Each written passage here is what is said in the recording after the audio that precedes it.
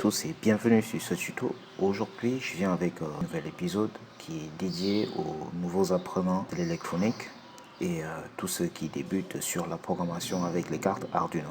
J'ai constaté pendant mes séminaires beaucoup de jeunes qui ignorent encore ce que peut faire la carte Arduino, comment est-ce qu'ils peuvent l'utiliser, quels sont les types de projets qu'ils peuvent réaliser. Durant cet épisode, je vais te donner quelques projets que les débutants peuvent peuvent réaliser avec. Je commencerai par vous présenter le kit complet. C'est un kit que j'utilise depuis des années. Je vous le recommande en tant que débutant pour permettre vraiment de prendre la main et il dispose de plusieurs composants qui vont vous permettre de réaliser de projets. Je vous mettrai le lien en description de cette vidéo. Ok, quand vous arrivez sur la chaîne, rassurez-vous que vous êtes bien sur la chaîne à la bas.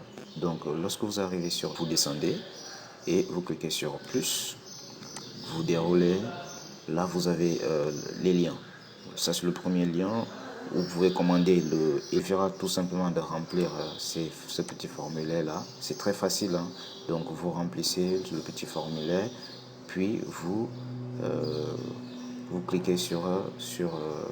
Je tiens à rappeler que ce kit, je l'ai depuis des années. Un kit qui vient avec un CD et une bonne documentation qui regroupe un ensemble d'exercices qui vous permettront de bien débuter. Vous pourrez réaliser des projets de vous-même sans avoir l'aide d'un professeur ou d'un coach. Maintenant, on va présenter quelques composants qui viennent avec ce kit, tous programmables avec la carte Arduino. Commençons d'abord par présenter la carte elle-même. La carte Arduino est une carte électronique munie d'un microcontrôleur.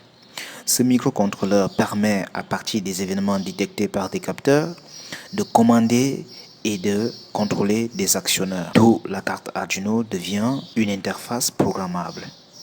Pour arriver à programmer ce microcontrôleur, nous aurons accès à ces broches à partir de ces entrées, soit de ce côté, soit de l'autre côté. De ce côté, nous avons accès aux broches numériques. De l'autre côté, nous aurons accès aux broches analogiques. Les broches analogiques vont de A0 à A5. Donc au total, nous en avons 6. Tout dessus, nous avons les broches d'alimentation.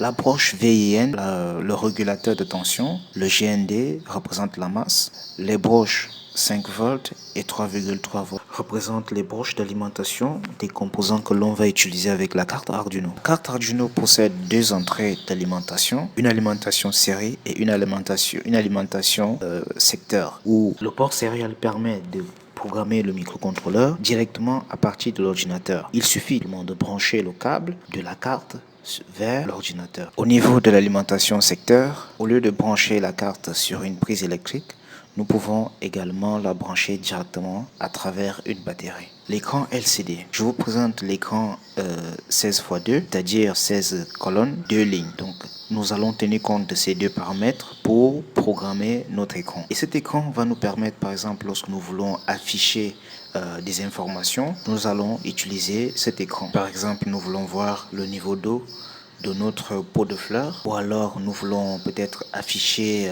le nombre de personnes entrées, ou alors le nombre de personnes qui sont sorties ou qui sont entrées, ça dépend. Donc nous pouvons utiliser cet écran pour tout ce qui nous servira d'affichage. Donc on verra comment l'utiliser plus tard. Le module RFI, c'est un module programmable par la carte Arduino. Il permet de sécuriser les accès d'un bâtiment. Vous pouvez le programmer par exemple pour protéger les accès au niveau d'une ferme ou tout simplement au niveau de votre domicile. Il vient avec une carte magnétique et un module programmable. Les deux communiquent par radiofréquence. Donc nous verrons également comment l'utiliser plus tard. Si vous voulez tester tous ces composants, donc je vous recommande ce. Alors, le moteur pas à pas est un excellent moteur que on utilise le plus souvent pour des projets qui demandent beaucoup plus de précision. Concrètement au moteur DC qui, eux, il suffit juste d'activer un seul point H pour le faire tourner à gauche ou à droite. Par contre, un moteur pas à pas, il faudrait avoir au minimum 2 points H. Donc ça veut dire que le moteur pas à pas, sa particularité est d'abord qu'il est très précis, dispose de plusieurs bobines à l'intérieur, donc on peut les activer avec 2 points simultanément, que le moteur DC active que sur un seul point. Donc dans les prochains tutos, nous allons voir comment faire fonctionner ces différents moteurs ici, à savoir le moteur pas à pas, le moteur DC et le servomoteur. Donc ce sont les 3 moteurs qui viennent avec ce kit que je vous recommande. Vous avez ici 4 afficheurs, 7 segments. Ça veut dire ici, chaque afficheur a 7 segments. Alors, un afficheur est tout simplement un ensemble de lettres qui l'entourent, et donc le principe est d'afficher par exemple des chiffres. Si nous voulons programmer notre afficheur comme une horloge par exemple qui va faire un comptage de secondes ou par seconde, on peut utiliser cet afficheur pour voir par exemple le temps écoulé. Et nous avons 4 afficheurs qui sont rassemblés sur une seule plaque, mais nous pouvons avoir aussi un afficheur indépendamment des autres. Donc ici, le plus souvent, on retrouve des afficheurs soit à cathode commune, soit à anode commune, tous au niveau de la cathode. Ça veut dire que le premier afficheur est relié au deuxième et le deuxième est relié au troisième, ainsi de suite. Donc nous verrons à la suite comment le programmer. Le capteur ultrason, ou de façon courante le capteur de distance, c'est un capteur qui permet de déterminer les obstacles. Lorsque l'on a programmé par exemple un robot, on peut demander au robot, au capteur, de calculer la distance entre l'obstacle et le robot. Comme ça, lorsque le robot avance, s'il rencontre un obstacle, il s'arrête, peut tourner soit à gauche ou à droite et faire la même procédure. Il va toujours calculer la distance, et si la voie est ouverte, le capteur va lui dire que la voie est ouverte. Donc nous verrons comment utiliser ce capteur. Ici nous avons un capteur de niveau d'eau. Ce capteur permet de déterminer le niveau d'eau d'un pot de fleurs ou d'un jardin. Donc on l'utilise pour déterminer si le pot de fleurs demande à être arrosé. Là nous avons un capteur sonore qui, lorsqu'il reçoit un son, il peut permettre d'exécuter une action. Par exemple, si je dis éteins, il va éteindre la lumière. Si je claque mes mains, il va allumer, par exemple. Donc c'est un capteur que l'on utilise le plus souvent dans le domaine de la domotique. Vous avez ici des résistances. Résistance, pour les nouveaux, permet justement de limiter le courant qui traverse dans un circuit pour alimenter un composant. Je vous prends l'exemple. Si nous voulons alimenter une LED, on va prendre le courant venant d'une source pour alimenter cette LED. Donc si le courant qui vient de la source est plus élevé que le courant qui doit alimenter la LED, il faut impérativement mettre une résistance de telle sorte à réduire ce courant et de l'adapter à la LED. Et vous avez ici plein de petits composants que l'on peut également utiliser, en fait que le pack dispose plein de petits composants que vous pouvez tester, et c'est des composants vraiment intéressants que vous pouvez base de ces composants réaliser des projets très intéressants.